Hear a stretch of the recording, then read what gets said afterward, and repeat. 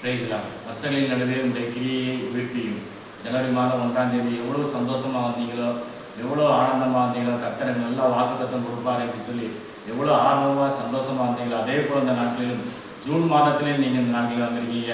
இந்த நாட்களில் நிச்சயமாய் கர்த்தர் ஜனவரி 1ஆம் தேதி எவ்வளோ சந்தோஷமாக வந்தீங்களோ, அதே போல் இந்த நாட்களிலும் ஜூன் மாதம் 1ஆம் தேதி என் தேவன் உங்களுக்கு ஒரு அருமையான வாக்குத்தத்தத்தை தேவன் கொடுத்திருக்கிறார். இந்த நாட்களில் இந்த ஆண்டவர் சொல்கிறார், உங்களை நான் விசேஷப்படுத்துவேன் என்று சொல்லி விசேஷப்படுத்தி இந்த ஜூன் மாதத்தில் தேவன் உங்களை விசேஷப்படுத்தி மற்ற பிள்ளைகளுக்கும் உங்களுக்கும் தேவன் நிச்சயமாக ஒரு வித்தியாசத்தை உண்டு பண்ணுகிற தேவனாக இருக்கிறார். சொல்கிறார், நான் கர்த்தர், எனக்கு காத்திருக்கிறவர்கள் ஒருபோதும் வெட்கப்படுவது என்று அப்பொழுது அறிந்து கொள்வாய் என்று சொல்லி இந்த நாட்களிலும் கூட ஜூன் மாதத்தில் தேவன் கொடுக்கிற ஒரு அருமையான வாக்குத்தத்தம்.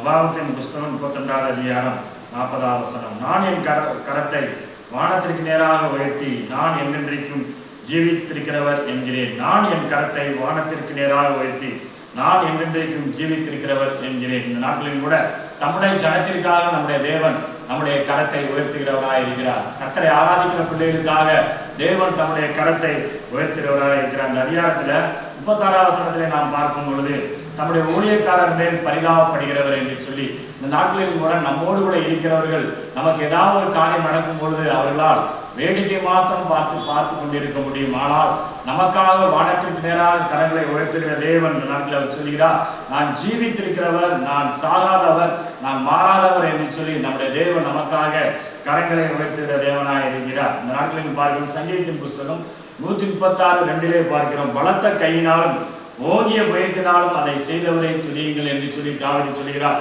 அவருடைய கரம் பலத்த கரம் என்று சொல்லி நாம் பார்க்கிறோம். இந்த நாட்களிலும் கூட மோசேயின் கை ஒருவேளை பலவீனப்படலாம், ஆனால் இந்த நாட்களில் நம்முடைய ஆண்டவர் நம்முடைய கரத்தை அவர் ஓங்கிய பயமாக நமக்காக அவர் உயர்த்துகிற தேவனாக இருக்கிறார். இந்த நாட்களிலும் கூட எரேமியாவின் தீர்க்கதரிசியின் புஸ்தகம் 32ஆம் அதிகாரத்திலே பார்க்கிறோம், உம்மாலே செய்யக்கூடாத அதிசயமான காரியம் ஒன்றும் இல்லை. அவராலே செய்யக்கூடாத அதிசயமான காரியம் ஒன்றுமில்லை. இந்த நாட்களில் ஜூன் மாதத்திலே அவராலே செய்யக்கூடாத அதிசயமான காரியம் ஒன்றுமில்லை. இந்த நாட்களில் நம்மளால் செய்யக்கூடாத காரியங்கள் இருக்கலாம், அதை ஆண்டவருடைய கரத்தில் ஒப்புவிக்கும் பொழுது அவராலே செய்யக்கூடாத அதிசயமான காரியம் ஒன்றுமில்லை. இந்த நாட்டில் எடுத்து வாசிக்கலாம். யாத்திராகமத்தின் புஸ்தகம் 8ஆம் அதிகாரம் 19ஆம் வசனத்திலே இவராக போடப்பட்டிருக்கிறது, அப்பொழுது மந்திரவாதிகள் பார்வோனை நோக்கி இது தேவனுடைய விரல் என்றார்கள். பார்வோனை நோக்கி இது தேவனுடைய விரல் என்றார்கள். இந்த நாட்டிலும் கூட பார்க்கிறோம், ஆண்டவராய் இயேசு கிறிஸ்து தம்முடைய கரத்தை முழுமையாக இஸ்ரவேல் ஜனங்களுக்கு காட்டவில்லை, தம்முடைய கரத்தை முழுமையாக எகிப்தின் ஜனங்களுக்கு காட்டவில்லை, அவர் அவருடைய விரலை மாத்திரம் காட்டினார். அப்பொழுது எல்லாம் மந்திரவாத செயல்களும்